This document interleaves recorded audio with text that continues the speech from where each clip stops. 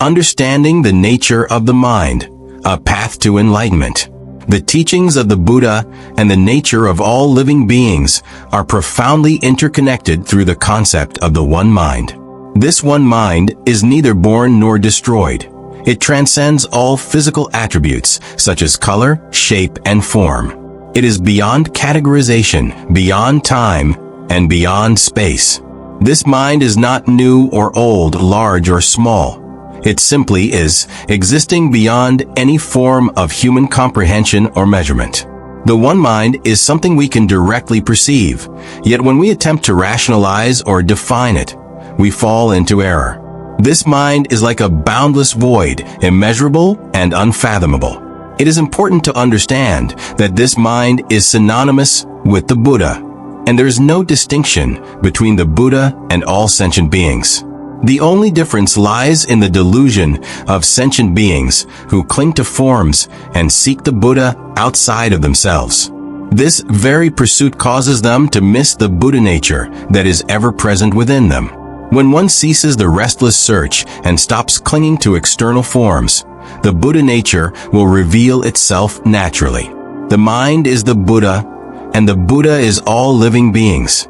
Whether manifested in ordinary beings or in the enlightened ones, this one mind remains the same, neither greater nor lesser. The illusion of practice and the true nature of enlightenment. There is a widespread belief that by accumulating merit through the practice of various disciplines, one can attain Buddhahood. However, when we recognize that we are already complete and one with the Buddha, such practices become redundant. These practices, such as the 6 perfections and countless other disciplines, are only necessary when there is a lack of understanding of this fundamental truth. When the opportunity arises to practice, one may do so, but there is no need to strive to add anything to what is already complete. The error lies in not fully realizing that the mind is the Buddha. When we cling to forms, practices, and methods, we stray from the true path. The mind is the Buddha, there is no other Buddha, and there is no other mind. This mind is luminous, pure, and free from any blemish, just like the void. It has no form or appearance, and it is beyond all concepts of existence or non-existence. To engage in the endless fabrication of thoughts and ideas is to lose the essence and become entangled in the superficial forms. The eternal Buddha is not the Buddha of attachment.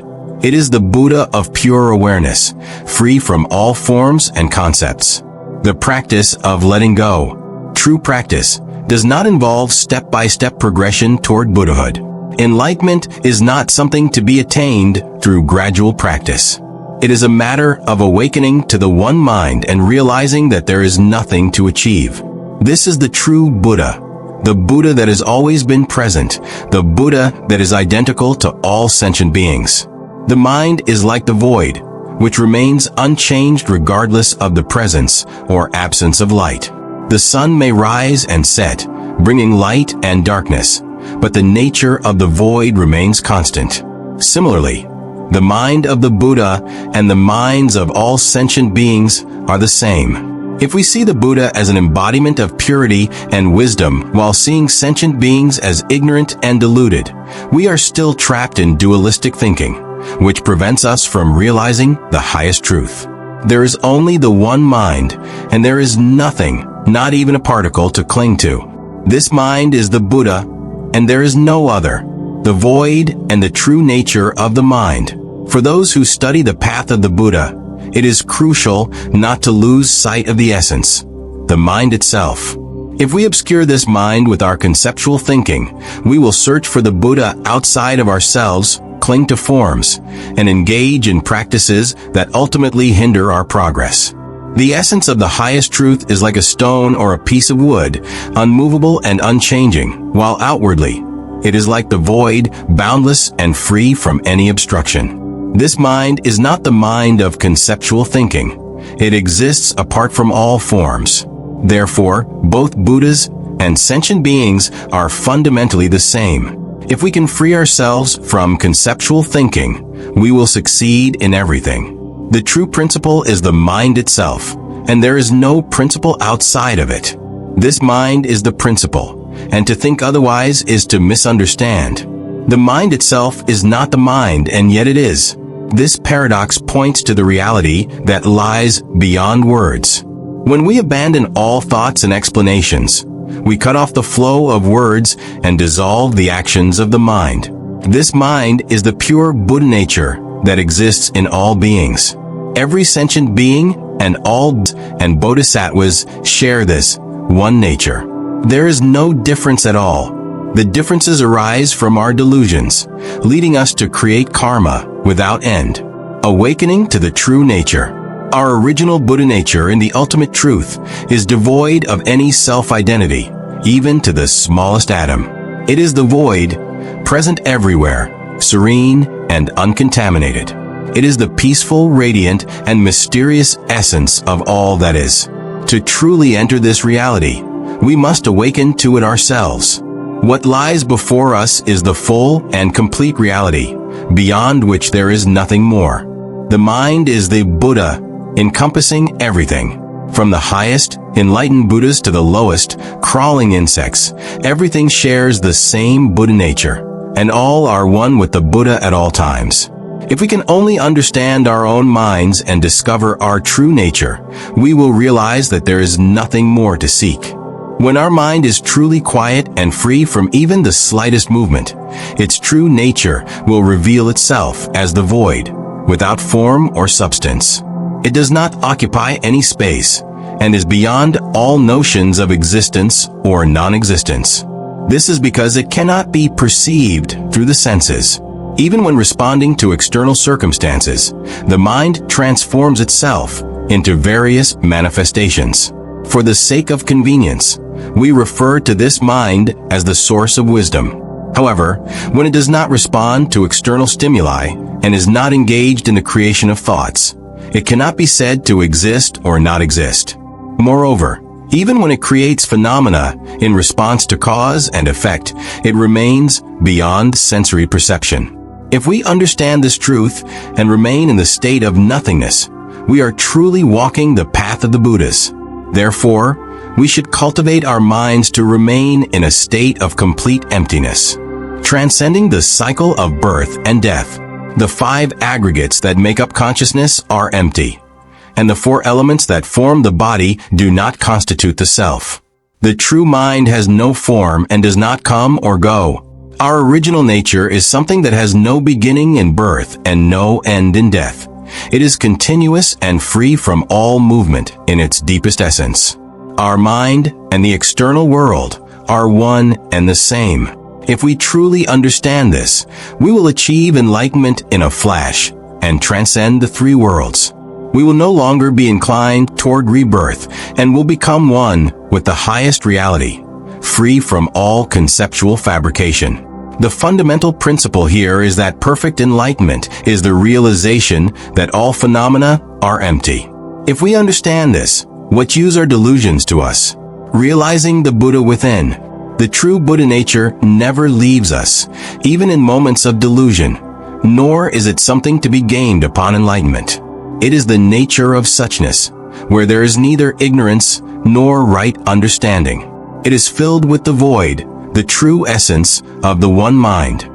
Given this, how could the emotions created by the mind, whether in the realm of form or formlessness, exist outside of this void? In essence, the void is free from the dimensions of space. It is devoid of defilements, karma, ignorance, and right understanding. We must understand clearly that in truth there is nothing. No ordinary person, no Buddhas. In the void, there's not even the smallest particle that can be perceived by any dimensional measure. It depends on nothing and is attached to nothing. It is flawless, self-sustaining, and the ultimate, uncreated jewel that transcends all valuation. Conclusion: the path to Nirvana.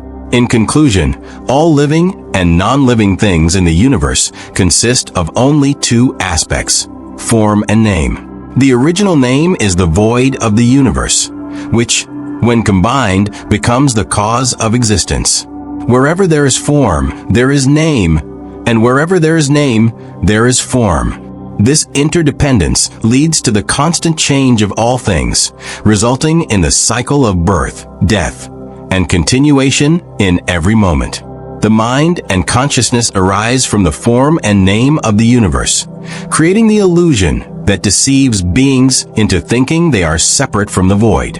However, at the pinnacle of this deception, there is only the void devoid of form. This is the ultimate illusion of form and name.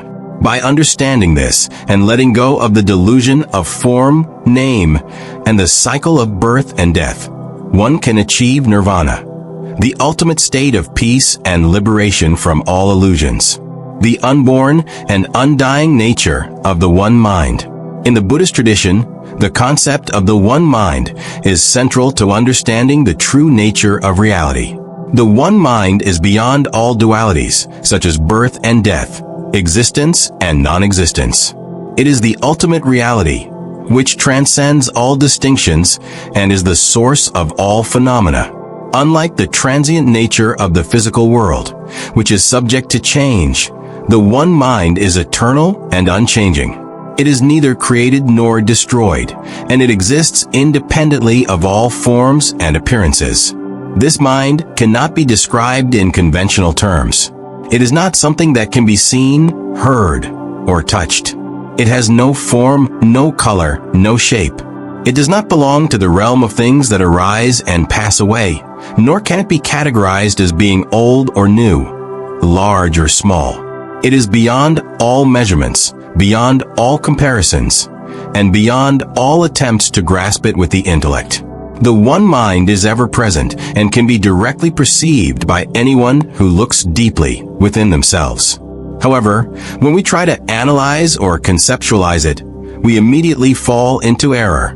This mind is like an infinite void, without boundaries, without limits, and beyond all human comprehension. The illusion of duality and the unity of all beings. One of the profound teachings of Buddhism is the non-duality of the Buddha and all sentient beings. The one mind is the Buddha, and the Buddha is not separate from the beings of the world. The apparent differences between enlightened beings and ordinary beings are rooted in illusion. This illusion arises from our attachment to forms and concepts, which leads us to mistakenly believe that the Buddha is something external that must be sought. In truth, there is no separation between the Buddha and the beings of the world. The same one mind pervades all of existence. The only difference is that sentient beings, caught up in their delusions, fail to recognize this truth. They search for the Buddha outside themselves, not realizing that the Buddha nature is already within them. This futile search is akin to using the Buddha to seek the Buddha, or using the mind to grasp the mind. No matter how much effort is expended, it will never lead to enlightenment. The path to realizing Buddhahood lies in ceasing this endless search, letting go of attachments, and recognizing that the one mind is already present. When we stop striving, stop clinging to external forms, and quiet the restless mind, the Buddha nature will reveal itself naturally. This realization is not something that can be attained through external practices or accumulated merit, but is a direct awakening to the true nature of the mind. The futility of attachment to practices. In the pursuit of enlightenment, many practitioners become attached to various spiritual practices and disciplines, believing that these will lead them to Buddhahood. However, when we understand that the one mind is already complete and perfect, we realize that such practices are unnecessary. The mind, as the source of all, requires nothing to be added to it. To engage in practices with the intention of becoming a Buddha is to overlook the fact that one is already a Buddha. This is not to say that spiritual practices have no value, but rather that they should not be seen as the means to an end. When we engage in practices out of attachment or desire for results, we are still trapped in the cycle of duality and delusion. True practice is about letting go of all attachments, including the attachment to the practice itself. When opportunities to practice arise, one should engage in them naturally, without any sense of striving or seeking. And when those opportunities pass, One should remain in a state of quiet contentment, understanding that nothing needs to be added or taken away from the perfection that already exists within. The unblemished and luminous nature of the mind. The mind, in its true nature, is pure and undefiled, just like the void. It is free from any form of attachment, free from any defilement, and free from any dualistic notions. The mind as the Buddha is luminous and flawless. It has no form, no appearance, and no substance that can be grasped or measured. To become entangled in thoughts, concepts, or any form of intellectualization is to obscure the true nature of the mind. The eternal Buddha is not the Buddha of attachment or conceptual thinking. It is the Buddha of pure awareness, the Buddha that transcends all dualities and exists beyond all forms. The practice of the 6 perfections and other similar disciplines, while valuable, should not be seen as the path to Buddhahood. Enlightenment is not a goal to be achieved through gradual practice. It is a matter of awakening to the one mind and realizing that there is nothing to achieve, nothing to attain. This is the true Buddha, the Buddha that has always been present within us. The illusion of phenomena and the reality of the void. The mind is often likened to a vast void, boundless, infinite, and beyond all dualities. The void remains unchanged, regardless of the presence or absence of light. When the sun rises, it brings light to the world, but the void itself does not become brighter. When the sun sets, darkness falls, but the void does not become darker. The phenomena of light and darkness are transient, but the void remains constant. Similarly, the mind of the Buddha and the minds of all sentient beings are the same. If we see the Buddha as an embodiment of purity and enlightenment, while viewing sentient beings as ignorant and deluded, we are still trapped in dualistic thinking. This duality prevents us from realizing the highest truth. In reality, there is only the one mind, and all phenomena are manifestations of this mind. The distinctions we make between enlightened beings and ordinary beings are illusory. The mind, like the void, is free from all distinctions, free from all attachments, and free from all concepts of existence and non-existence. The path of non-attachment and the realization of suchness. True practice involves the cultivation of non-attachment and the direct realization of the nature of the mind. This mind, which is beyond all concepts and forms, is the Buddha. There is no other Buddha, and there is no other mind. When we recognize this truth, we see that there is nothing to attain and nothing to be gained. The mind itself is the ultimate reality, and it is already complete and perfect. The Buddha nature is present in all beings, and there is no difference between the Buddha and sentient beings. The differences arise from our delusions and attachments, which lead us to create karma and perpetuate the cycle of birth and death. To realize the true nature of the mind is to awaken to the reality of suchness, where there is no duality, no attachment, and no distinction between self and other. This is the state of perfect enlightenment, where the mind is free from all illusions and fully aware of its true nature. The infinite cycle of samsara and the path to liberation. In the cycle of samsara, all beings are caught in the endless cycle of birth, death, and rebirth. This cycle is driven by ignorance, attachment, and the accumulation of karma. The mind, when deluded by these forces, creates the illusion of self and other, leading to suffering and the continuation of samsara. The way to break free from this cycle is to realize the true nature of the mind, which is beyond birth and death. When we see through the illusions of form, name, and identity, we awaken to the reality that there is no self, no other, and no separation between beings. The mind in its true nature is the void, boundless, infinite, and free from all distinctions. This realization is the key to liberation from samsara. When the mind is free from attachment, free from delusion, and fully aware of its true nature, it transcends the cycle of birth and death. This is the state of Nirvana, the ultimate liberation, where the mind is at peace, free from all suffering, and fully aware of its true nature. Nirvana, the ultimate state of peace and liberation. Nirvana is the state of ultimate peace, where the mind is free from all illusions, free from all attachments, and fully aware of its true nature. It is the realization that all phenomena are empty, that there is no self, no other, and no separation between beings. This realization brings about the end of suffering, the end of samsara, and the attainment of perfect enlightenment. In nirvana, the mind is at peace, free from all disturbances, and fully aware of its true nature. It is the state of perfect liberation, where the mind is no longer bound by the cycle of birth and death, and where all suffering comes to an end. The path to nirvana involves the direct realization of the true nature of the mind. This realization is not something that can be attained through external practices or accumulated merit, but is a direct awakening to the reality of the one mind. Conclusion: the journey to awakening. The journey to awakening is not a path of gradual progress or accumulation of merit, but a direct realization of the true nature of the mind. The mind is the Buddha, and the Buddha is not separate from the beings of the world. When we recognize this truth, we see that there is nothing to attain, nothing to be gained, and nothing to be lost. The path to awakening involves letting go of all attachments, all illusions, and all concepts of self and other. It is a journey of direct realization, where the mind awakens to its true nature and becomes fully aware of the reality of suchness.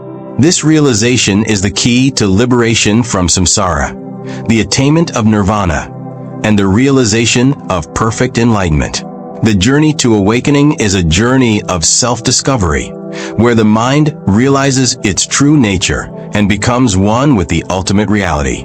The teachings of the Buddha and the nature of the one mind offer profound insights into the nature of reality and the path to enlightenment. By understanding these teachings and putting them into practice, we can awaken to the reality of suchness, transcend the cycle of samsara, and attain the state of perfect enlightenment. Final thoughts. Embracing the path to true understanding. As we journey through the teachings of the Buddha and the exploration of the one mind, it becomes clear that the essence of enlightenment lies not in seeking something external, but in realizing the truth within. The path to Buddhahood is not about accumulating knowledge or merit, but about awakening to the inherent purity and completeness of our own mind. In recognizing that the mind itself is the Buddha, we let go of all attachments, dualities, and illusions that bind us to the cycle of samsara. This understanding allows us to transcend the superficial distinctions between self and others, between ignorance and wisdom, and between suffering and peace. Ultimately, the teachings remind us that we are already whole, already one with the Buddha nature. The journey of spiritual practice is a return to this simple truth, a truth that is as profound as it is accessible to every sentient being. By embracing the reality of the one mind, we find that the peace, wisdom, and liberation we seek have always been within us, waiting to be realized. As you continue on your path, may you find the clarity, strength, and insight to awaken fully to the reality of your own Buddha nature. And in doing so, find the ultimate peace and liberation that lies within.